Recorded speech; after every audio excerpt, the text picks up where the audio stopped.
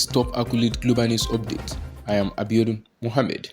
Azerbaijan on Wednesday pounded Nagorno-Karabakh, a breakaway region controlled by ethnic Armenians, despite calls from Russia and the United States for both sides to halt a spiral into war. Azerbaijan began its anti-terrorist operation on Tuesday against Nagorno-Karabakh after some of its troops were killed in what Baku said were attacks from the mountainous region. Karabakh is recognized internationally as part of Azerbaijan. Armenian Prime Minister Pashinyan said Karabakh was being shelled intensively in an attempt to provoke a war. He demanded that Russian peacekeepers do their job and warned that unidentified forces were talking about a coup in Yerevan. Ethnic Armenians in Karabakh said Azerbaijan had triggered a new war against the 120,000 people living in an area they consider their homeland. Nearby Turkey backed Azerbaijan, with which it has strong linguistic, cultural, and economic ties. US Secretary of State Antony Blinken urged Azerbaijani President Ilham Aliyev to, quote, immediately cease hostilities and told Pashinyan that Washington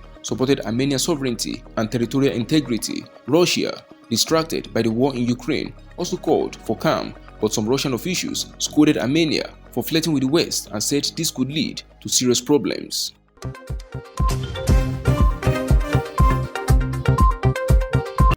Houthi negotiators left Riyadh after a 5-day round of talks with Saudi officials on a potential agreement that could pave the way to ending the conflict in Yemen.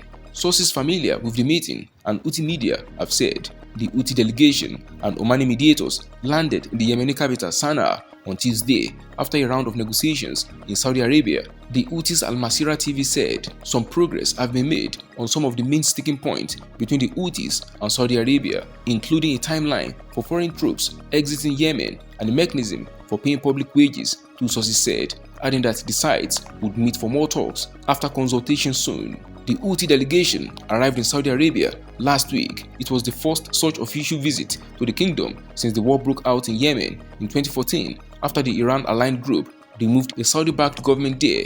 The talks are reportedly focused on a full reopening of Houthi-controlled ports and Sana'a airport, payment of wages for public servants, rebuilding efforts, and a timeline for foreign forces to quit Yemen.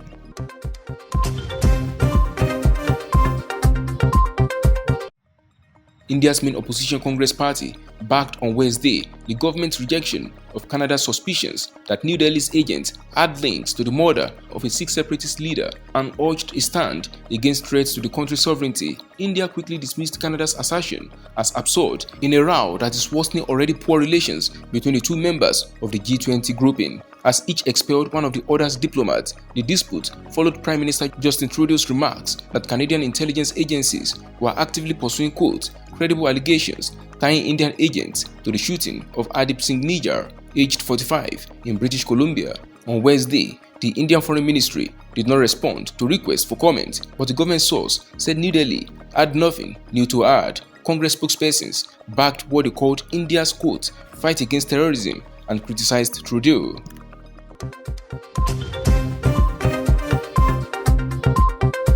Japan has told Beijing to remove a buoy that it found floating in the sea near the disputed Senkaku Islands, known in China as the Diaoyu Islands. Tokyo says the buoy was found within its exclusive economic zone, EEZ. The uninhabited chain of islands and rocks, which lie about 190 nautical miles southwest of Okinawa, have been controlled by Japan since 1895, but are also claimed by self-ruled Taiwan.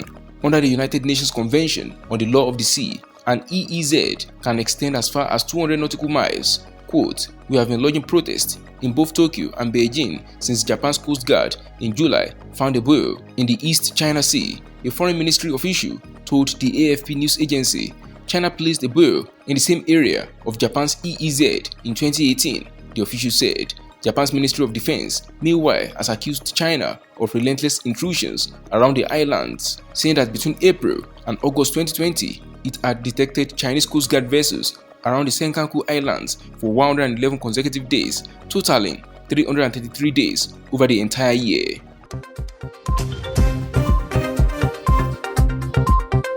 China's foreign ministry in Hong Kong slammed a 6-month report on the financial hub by Britain, saying it ignored, quote, good societal conditions, a more stable business environment, and instead supported anti-China chaos. The comment came after Britain published its 6-monthly report on the Chinese-controlled hub from January 1st to June 30th, which stated that authorities have extended the application of a Beijing-imposed national security law, quote, beyond genuine national security concerns. Beijing imposed the sweeping law in 2020 after some violent anti-government protests rocked the city in 2019, while some Western governments have criticized the laws as curbing social and political freedoms in the city. Both Chinese and Hong Kong officials have said they were vital to restore stability. Hong Kong, which returned to China in 1997 from Britain, has had universal success in implementing the practice of one country, two systems, China's foreign ministry said. That is the size of top accurate global news updates. You can follow us on our social media platforms as displayed on your screen. Happy midweek.